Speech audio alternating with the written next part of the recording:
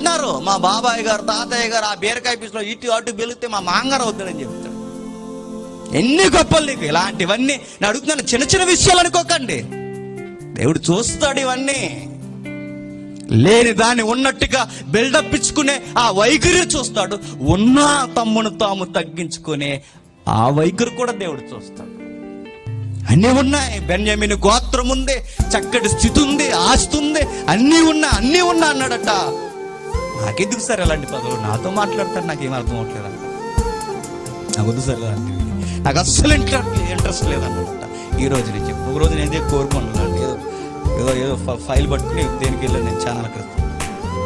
ఏదో రెస్టారెంట్ ఉంటుంది, RK restaurant, ఏదో పేరు నాకు గుర్తులేదు, బస్ స్టాండ్ దగ్గర. లోపలికి వెళ్ళి కూర్చున్నప్పుడు ఈ అబ్బాయి హైదరాబాద్లో చదువుతాడు అనుకుంటా.